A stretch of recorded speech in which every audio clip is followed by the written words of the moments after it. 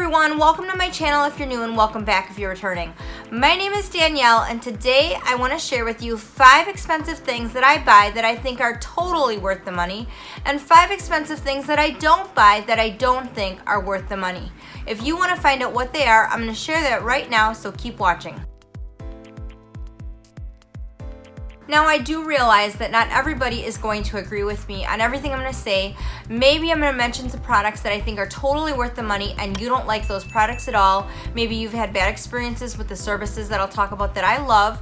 Maybe you love some of the things that I'm going to talk about that I don't think are worth the money. If that's the case, please let me know in the comments below because I'd love to hear about your experiences and I'd love to hear your opinions as well. But with that being said, I'm just sharing my personal experiences and my personal opinions. So without further ado, let's jump right in. So first I'll share with you something that I think is not worth the money that I don't buy, and then I'll share with you something I think that is totally worth the money that I love and I buy on a regular basis. So the first thing that I want to talk about is lash extensions. Personally for me, I do not think they are worth the money. I don't think they're worth the time. I don't like them. They didn't work out for me. Now, when I see lash extensions on other people, I think they are gorgeous. I love the way they look. I will say this, that when I had a brief experience getting them done, I did love the way they looked. But I do feel like for me, they didn't work out for my lifestyle. First of all, I found them to be very, very expensive. And secondly, they were very, very time consuming. They took a lot of time to get done and it was time that I really didn't have, and then I did have some complications and some problems with them. They just seemed like they were really a high maintenance thing to have done and to keep up. You had to get them filled every couple weeks or so and it took a lot of time.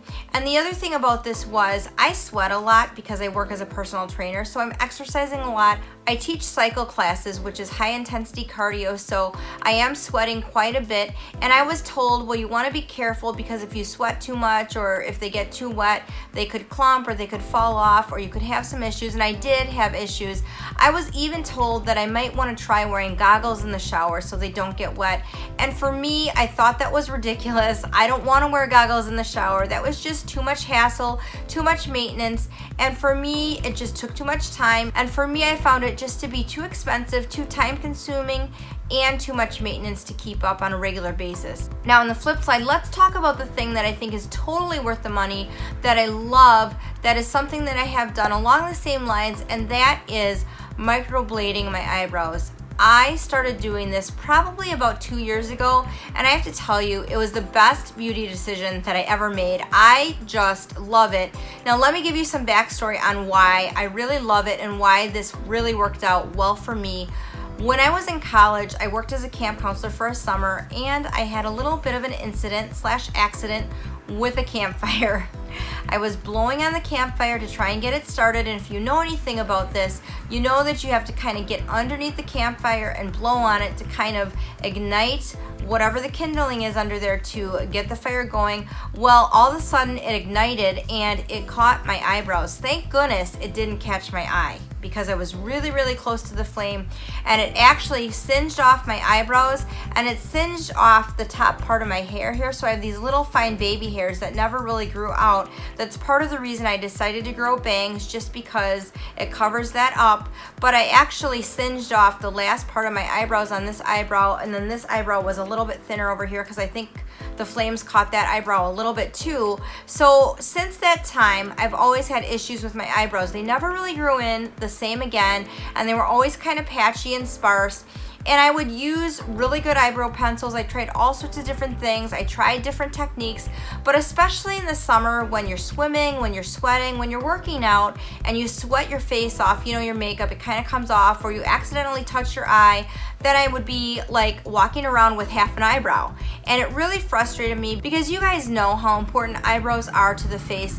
A properly shaped eyebrow can really frame the face nicely. And when our eyebrows are not well groomed, when they're not well pronounced, when we can't see our eyebrows, it really also changes the entire look of our whole face. Well, I didn't like walking around with half an eyebrow, and especially in the summer, sometimes I could go throughout my whole day and not even realize that I was walking around with like half an eyebrow on. So I didn't know that something like microblading your eyebrows really exists, and the reason I like it, it's not like tattooing. So years ago, a lot of people used to tattoo their eyebrows, but it didn't look as natural. When you get your eyebrows microbladed, it's kind of like a tattoo type of process. They take a little blade and they do draw like little fine hairs into your skin that they color in, but it does look really natural. It looks really nice. I'll show you. So I don't know if you can see that. That's my eyebrows up close. There's nothing on them. That's just the microblading. It looks really natural, and I really love the way that it looks, and I never have to do anything to my eyebrows. Initially, it is kind of expensive to have it done, and then I have it retouched or kept up probably every 6 months to a year, and I just love it. It's one of the best beauty decisions I've ever made because it really cuts down on my beauty routine in the morning, getting ready. I feel really confident in running out of the house without any makeup on. I feel like I'm more put together.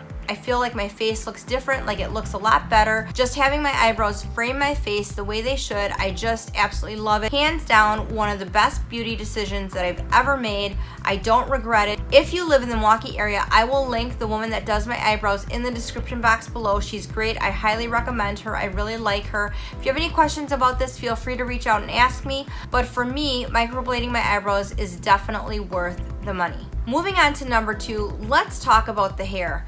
The thing that I think is definitely, for me, not worth the money is expensive hair treatments.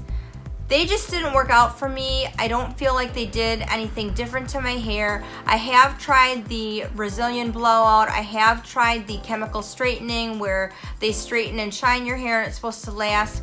I do have straight hair, obviously. As you can see, I'm Asian, but I do have a little bit of wave to my hair. I did have a consultation a while ago, and I met with this woman, and she told me all about it, and she said that it would keep my hair really stick straight for a long time, and it would add a lot of shine to my hair that would be really noticeable, and it would last a really long time. I will tell you personally, I did not see really any difference. Now, I do think that my hair is really healthy. I do think it's really shiny. I do like the way my hair looks, but that's because the thing that I think is really worth the money that I do invest in is expensive cuts and colors with a really, really good hairstylist. And along the same veins, I do take supplements and vitamins, and I do watch my diet, and I do think that has a lot to do with the health of my hair and the way it looks. But I would much prefer really having a good stylist who gives me a really good haircut, who really gives me a good color when I go in to see her. She really is knowledgeable as to what I want done with my hair, the type of color I should have so it best frames my face, really complements my skin tone and my skin color. That's where I like to invest my money when it comes to my hair. I like to work with a really experienced and knowledgeable stylist when it comes to cutting and coloring my hair. And I will go as far to say I also don't invest in really, really expensive shampoos and conditioners. I did years ago, and I did think they were great, but they were so expensive. I have since found some shampoos and conditioners that I really like that work really well for me. I do have really thick, coarse Asian hair, so it's that type of hair. If you have hair like me and you're looking for a shampoo or conditioner that doesn't break the bank, that works really, really well, I will link my favorites in the description box below. But that's another thing that I don't currently spend a lot of money on because I found options where I don't really have to. But I definitely think spending my money on a good cut and color with an experienced stylist is worth my money, and that's how I choose to spend my money when it comes to dealing with hair care and my hair. Moving on to number 3, let's talk about expensive skincare and makeup. I definitely don't think, for me, it's worth the money. Now, let me couch that by saying there is exceptions to every rule. Because I already mentioned that I don't do lash extensions, for me those didn't work out. I do invest more money in luxury mascaras and really good mascaras. I think that is worth the money for me because I don't do lash extensions. One of my favorite mascaras is by Chanel, another of my favorite mascaras is by Dior, and I also like a more pricey mascara by Lancome. So I do spend money on higher price mascaras because I do have sparse, thin, short lashes, and I do think it really makes a difference. As far as skincare is concerned, when I say that I don't invest money in expensive skincare, I don't mean all skincare. What I'm mainly talking about is skin cleansers and skin moisturizers. I don't think that you really have to spend a lot of money on really pricey or expensive skincare cleansers and skincare moisturizers. Where I think you should invest your money when it comes to skincare is in the treatment products, your serums, your eye treatment products, your products that treat your neck or your décolleté. I think those are products that are well worth spending your money when it comes to skincare. But some of the other products that you're putting on your skin to cleanse your skin or just moisturize the top layer of your skin that aren't really sinking deep into the layers of your skin, I don't think it's really worth the money to invest a ton of money in those products. But like I said, your serums, your treatment products, I think definitely when it comes to skincare, that's where I would invest the money. Now, the expensive thing that I do buy when it comes to skincare are skincare treatments. I think treatment for skincare is where it's at. Now, I will say this, any dermatologist, any plastic surgeon, any doctor, any esthetician will tell you absolutely that a good skincare regimen is paramount to keeping your skin looking healthy, keeping your skin looking youthful, and I definitely agree. I have seen the best bang for my buck when it comes to my skin in skincare treatments. Now these are very expensive. Actually tomorrow I am doing a halo treatment, which is an ablative and non-ablative skincare treatment where they actually will use techniques with lasers to do some resurfacing on my skin.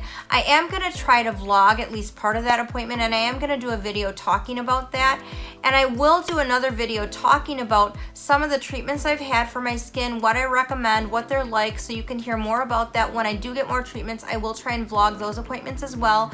But even though these types of appointments are expensive, when we're talking about laser treatments, when we're talking about microdermabrasion, when we're talking about some ablative and non-ablative treatments that really work to increase the collagen production in your skin, they really give you a lot of bang for your buck. So they are very pricey, and there is some downtime with some of them. You will have some redness, you will have some reactions to your skin, but I have found, for me personally, they have paid off really big.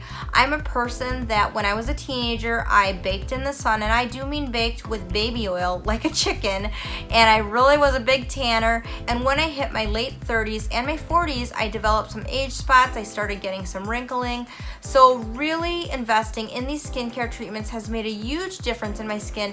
I have been religiously investing in skincare treatments like this probably for the past 4 years, and I've noticed a really big difference. I'll be 47 in July, so I think that it's made a really big difference. Like I said, I will do a video vlogging my next skincare treatment, which is tomorrow. I don't know when this video is going to go live, and I don't know when that one's going to go live, but that will be coming. And I will do more upcoming videos talking about my skincare routines, what I think is really good, and my experiences with a lot of different procedures that I've done.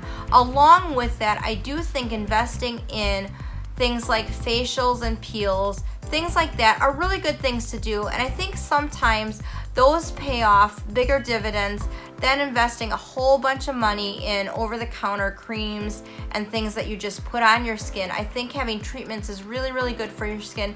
Personally, I prefer peels to facials just because I like the active feeling that they're actually really working on my skin. I like the feel of a peel, and I think that it is a little bit more aggressive than maybe a traditional facial. That's just my opinion.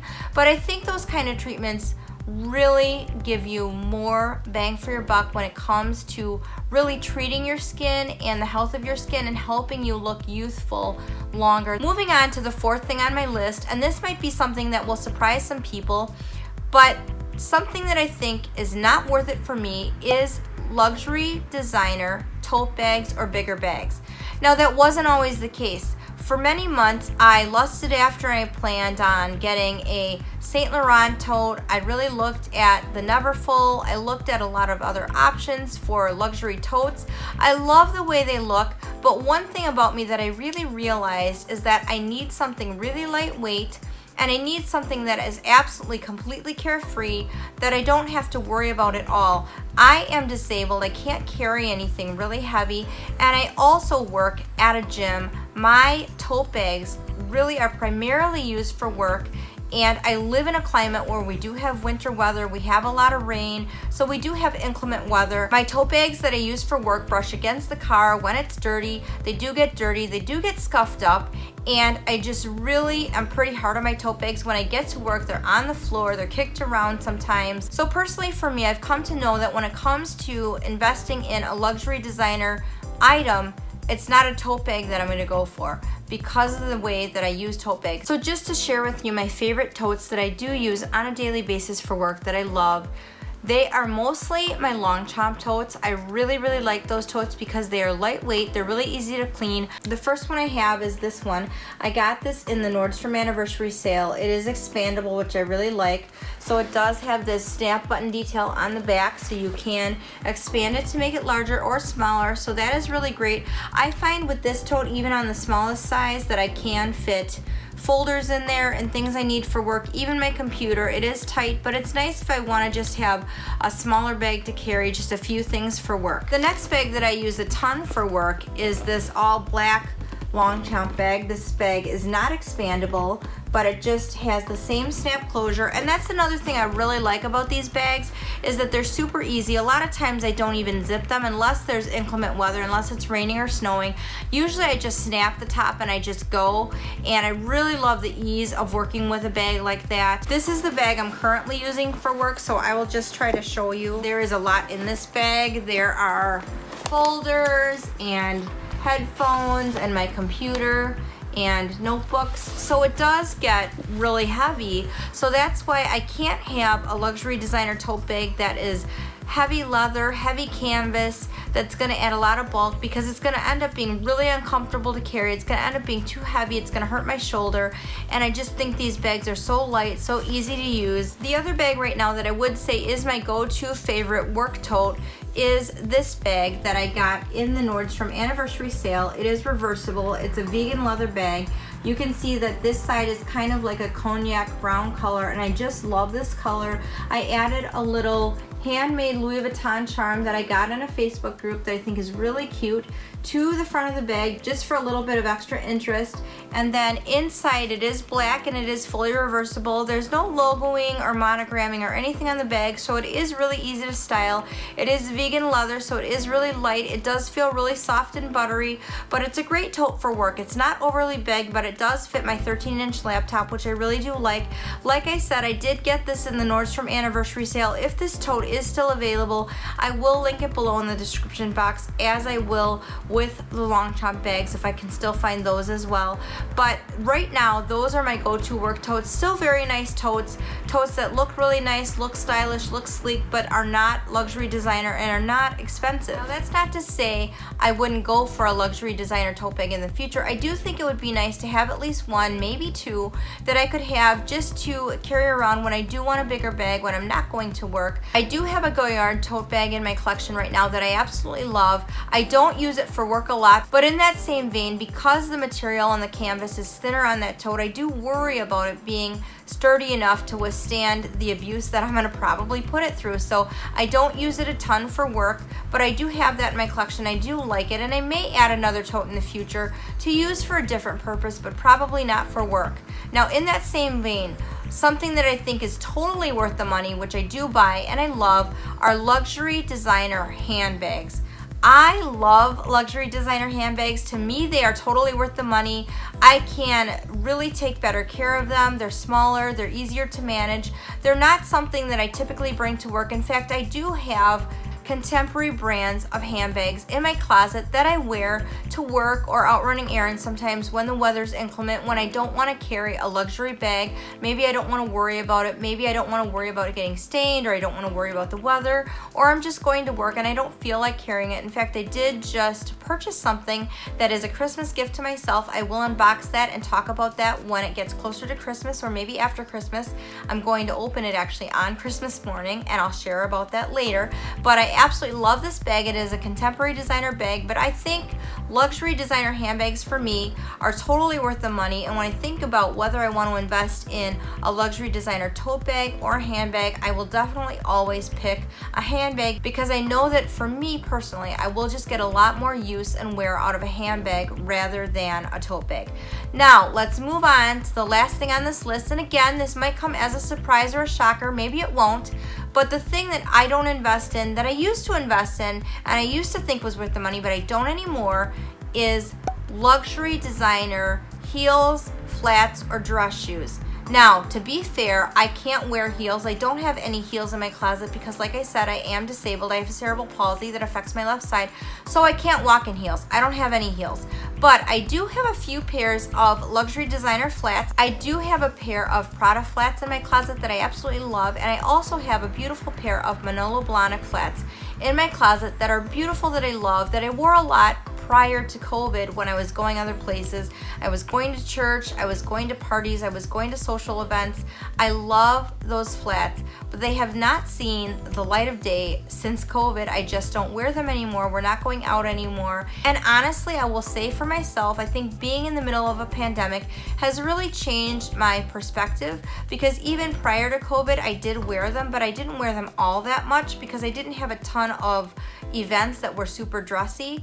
But the thing that I do wear a lot is sneakers. So the thing for me that I would invest my money in, that I do think is totally worth it, are luxury designer sneakers. And in that same vein, I would say they don't have to be luxury or designer, but just really high quality sneakers. I'm a person that I'm willing to pay more money for a good pair of sneakers because I know I'm gonna get a great cost per wear with a good pair of sneakers, because I wear them 6 days a week. I wear them to work every single day. I don't really dress up for work because, like I said, I am a personal trainer, so I'm usually wearing gym clothes. But the one bougie thing that I often wear that a lot of times nobody even knows about is my sneakers. I have a pair of Chanel trainers that are black that I absolutely love. I do have a perforated pair of Gucci Ace sneakers that I recently sold only because they were white and they were really expensive, and I wore them once and they did get dirty, and I was just so anxious about them getting dirty and knowing that I didn't want to spend a ton of time constantly cleaning them. I do really love the look of white sneakers, but I think I'm gonna invest in a pair of white leather sneakers that are a little bit less expensive, that maybe I don't have to worry about cleaning quite so often, and I don't worry about them being quite as expensive. But I do love luxury designer sneakers. I love a good pair of high quality leather sneakers. I think they look really chic. I think they look really timeless. They are really, really comfortable. The other thing about me, and the reason why I feel this way about my shoes, is that my feet are two different sizes because I am disabled. My left foot, it's a 5.5, and my right foot is a 6. So for me, that makes wearing dress flats kind of difficult, and a lot of times I have to take my dress shoes to a cobbler to have him do things to my left shoe to make it fit a little bit better, or maybe put things inside, certain inserts, so that it's snugger, so it stays on my foot. But I never have to worry about that with sneakers, and so I think it is a good investment for me to have a really comfortable, really stylish pair of sneakers. And I am willing to pay a little bit more to get a luxury designer brand because I do think they look really nice, and I know for me that I will get a good cost per wear wearing a pair of really elevated, really nice leather sneakers that are high quality, luxury or designer. I will love them, I will wear them, and I think a lot of us would agree, now that we've been in this pandemic, that we are wearing sneakers a lot more. We are changing the way that we've dressed in the past because a lot of us are working from home. A lot of us are more concerned with being comfortable rather than always being stylish if it's not comfortable to wear. And so in that same vein, I think a lot of us are gravitating towards sneakers more. So let me know in the comments below, are you someone that really likes to wear sneakers? Do you enjoy wearing luxury sneakers, or do you think it's a waste of money? I would love to hear from you. So there you have it. Those are my 5 things. Let me know in the comments below. Do you agree with me or do you not agree with me? Is there anything that you absolutely love and anything that you think is not worth the money? Let me know. I'd love to hear from you. If you're not subscribed, if we're meeting for the first time, welcome. Thank you for joining me. I'd love it if you take a minute, hit that subscribe button down below, ring the bell so you never miss any videos. I'd love to see you back here. And also, if we're not friends on Instagram, please follow me on Instagram. I do Instagram live streams every single Saturday morning at 9 a.m. Central Standard Time. We talk about life. I share my week with you. I'd love to see you over there for that if we're not connected on Instagram. So you guys, thank you so much for joining me today. I will plan to see you in my next video. And remember, beauty begins the moment you decide to be yourself, and confidence is the most important accessory that you can wear.